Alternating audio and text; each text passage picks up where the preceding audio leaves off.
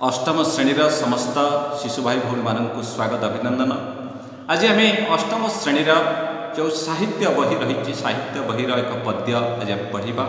से पद्यटी हूँ शिक्षा दीक्षा। तार लेखक होउचंती गणकवि वैष्णव पाणी। तेणु गणकवि वैष्णव पाणी 1882 मसीहा कटक जिलार महांगा थाना अंतर्गत कोठापदाठारे जन्म ग्रहण कर से निजर प्रतिभा आ साधना बल अनेक गीतिनाट्य भजन जणाण पाला आदि रचना करते। रचन लाड़ित्य आ माधुर्य सहित कथित भाषा गुड़िकर संयोजना श्रोता मानू मंत्रमुग्ध करता। तेणु से ओडिया साहित्यर गणकवि भाव में परिचित। लेखनी गुण में अनेक गुड़िए लेखा मध्य से लिखि जाइछन्ति। से गुड़िक मध्य मेघनाद बद्ध, रंग सभा, प्रह्लाद चरित, राम वनवास, दक्ष यज्ञ, कर्णबध, अभिमन्युबद्ध, कीर्तिवीर्य संहार इत्यादि पुस्तक गुड़िक रही। यही कवितारे पितृभक्ति, भातृस्नेह, नारीर पति प्रति भक्तिभाव, पुत्र स्नेह, सत्यनिष्ठा, अहंकार शून्यता, भागवत प्रेमर महिमा आदि वर्णना होइछि। शिक्षा कर पितृभक्ति, दीक्षा कर एही नीति, भिक्षा कर पछे सत्य बाट न छाड़, भाई रे स्नेह के मंत देखिला कह, वृथा अहंकारे नरे आउ न पड़। आम पद्य देखा कौन कठिन शब्द रही। प्रथम अच्छी दीक्षा। दीक्षा अर्थ होची कार्यपाई दृढ़ संकल्प उपदेश। तापर अच्छी नरे। नरे अर्थ होची लोकमान। तेणु आम जो दुईटी पद्य आम पाठ कले ताहार अर्थ मु कहूची।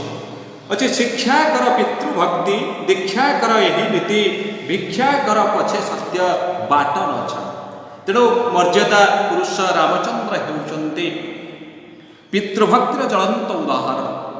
पितृ सत्य पालन करने से 14 वर्ष वनगमन करते। राजा हेबाई से समय समस्त प्रस्तुति सरीथिले मध्य से पितांक सत्य रक्षा उपरे गुरुत्वारोप करी वनगमन करते। तेणु पितृसत्य पालन करने जीवनर व्रत। तेणु गणकवि वैष्णव पाणी पुरुषोत्तम श्रीराम परे पितृभक्त होगाकू परामर्श देइछन्ति। पितांक सत्य रक्षा करने जाई जदि भिक्षावृत्ति करने पड़े ताहाले सेथिरे युद्धबोध प्रकाश करिबा नहीं। भाई रे स्नेह केमंत देखिला कह, वृथा अहंकार नरे आउ न पड़। तेणु आम देखा अयोध्यार राज परिवार मध्य भाई मध्य अतुट स्नेह बंधन रही। ज्येष्ठ भ्राता रामचंद्र, कनिष्ठ भ्राता भरत और लक्ष्मण आज्ञाव भाव में सेवा कर राम वन गमन को बाहर लक्ष्मण मध्य सहित वन को जाते। परवर्ती समय रामचंद्र को वनरू फेरे आने भरत मध्य वन को गमन करते। किंतु रामचंद्र पितृसत्य पालन करिबार जो दृढ़ प्रतिज्ञा नहीं से प्रतिज्ञारू केबेले विच्युत ही नथिले। शेषरे हे रामंक ठारू पादुका द्वय को आनी साधारण जीवन यापन करी भरत सिंहासन में पादुका को स्थापन करी से राज्य शासन करते। तेणु एठी कवि कहिचंती वृथा अहंकार रे मनुष्य केबे हेले पड़ नाही।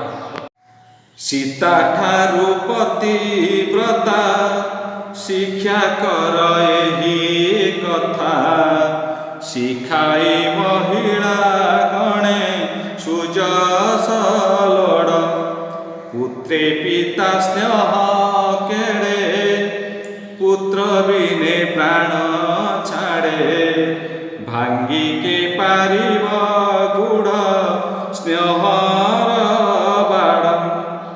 तेणु आम ये जो पद्य दुईटी आम कठिन शब्द देखा। प्रथम अच्छी पतिव्रता। जो स्त्री निजर स्वामी प्रति विश्वस्ता हो भक्ति करे सी होती पतिव्रता। तेणु ये सुजस सुजस अर्थ हूँ भल जस लाभ करवा। तापर अच्छी गुढ़ गुढ़ अर्थ हूँ अप्रकाशित गुप्त प्रगाढ़ आ रहस्यपूर्ण। तेणु आम ये पद्धतिर अर्थ आम जाणीने। तेणु सीता ठारू प्रतिव्रता शिक्षाकर यही कथा शिखाई महिला गणे सुजस। तेणु सीता थिले मिथिला राज्यर राजा जनकंकर कन्या ओ अयोध्या राज्यर राजा दशरथंकर पुत्रबधू। मात्र स्वामी पितृसत्य पालन करने जो वन गमन करुले सहित माता सीता वन गमन करते। स्वामी को छाड़ी राजपुरी कौन सुख को ग्रहण करने से इच्छा प्रकाश करते बरं पतिव्रता धर्म पालन करने से वन गमन करते। तेणु ये कवि सीता परी पतिव्रता हेले हेबाकु परामर्श देइचंती।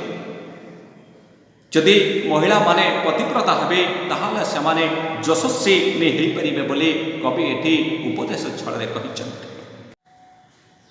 पुत्रे पिता स्नेह केड़े पुत्र बिने प्राण छड़े भांगी के पारिब गुढ़ स्नेहर बड़।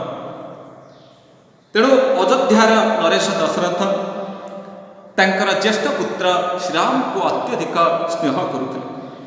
दशरथ पुत्र स्नेहरे अंध हो निजर सत्पथरु दूरे जावाक चाहूले।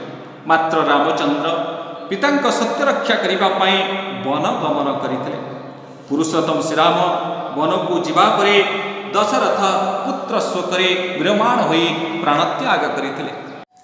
देवता होइले सुधा न छाड़ई विघ्न बाधा जेते सावधाने गले खसई गोड़ पीड़ना मन को केभे चढ़ी माया मोह लोभे सबु सुख मिले चिता करिले दृढ़। माया माया अर्थ होची भ्रांति बा छलना, मोह अर्थ होची आसक्ति, चित्त अर्थ होची मन। तेणु ये कवितारे कवि कहिचंते ए संसार रे प्रत्येक प्राणी जीवन रे सुख दुख मंगल अमंगल सब आसीथा। देवता हेले मध्य तांको केबे हेले बाधा विघ्न छाड़ी जाई न। जेते सतर्कता ग्रहण कले मध्य कौनसी ना कौनसी परिस्थिति रे गोड़ खसी जबार संभावना मध्य था। तेणु ये संसार होची बड़ा विचित्र। एठारे मनुष्य को सुख दुख दुर्दशा आदि भोग करने को पड़े। तेणु कई हेले माया मोहरे न पड़ी निजर मन को दृढ़ करवा उचित। जदि आमे मन को दृढ़ करवा ताहले निश्चिंत आमको सबु सुख प्राप्त हो पारिबो। राम वनवास देखी हे दर्शके हुआ खुशी से पद पंकजे ध्याई कर कुजड़ मूढ़ बई समास करिछि हे बाकु दास जाजोगे जिणिला हनु सुवर्ण गड़। ध्याई ध्याई अर्थ होची ध्यान करिबा बा स्मरण करिबा। मूढ़ मूढ़ अर्थ होची अज्ञानी। वैषम ये वैषम होची पद्य रूप ये आम गद्य रूप करवा। वैष्णव निजे होती वैष्णव। तेणु आस आस होची आशा व अभिलाष पोषण करवा। दास अर्थ होची सेवक। सुवर्णगढ़ होची लंकापुरी। तेणु राम वनवास को देखी दर्शक माने खुशी हेबापाई कवि एठारे कहिछन्ति। तत्सहित पुरुषोत्तम श्रीराम निकटरे हस्त जोड़े तांका पाद पंकजरे स्मरण करने को कवि एठारे कहिछन्ति। यह करने द्वारा जीवनर जो समस्त दुख अवसाद आउ रहिब नाही। एठारे कवि विनय भाव प्रकाश करी कहिछन्ति ସେ ହେଉଛନ୍ତି ଜଣେ ଜ୍ଞାନହୀନ ମୂର୍ଖ। ତେଣୁ ସେ ଭଗବାନ ଶ୍ରୀରାମଙ୍କର ଦାସ ବା ସେବକ ହେବାକୁ ଆଶା ବା ଅଭିଳାଷ ପୋଷଣ କରିଛନ୍ତି। ଯେଉଁ ରାମ ନାମକୁ ସ୍ମରଣ କରି ମହାବୀର ହନୁମାନ ଲଙ୍କାର ଅଭେଦ ଦୁର୍ଗକୁ ଜୟ କରିପାରିଥିଲା, ସେହି ରାମ ନାମ ହିଁ ତାଙ୍କ ପାଇଁ ସବୁକିଛି ବୋଲି କବି ଏଠାରେ କହିଛନ୍ତି।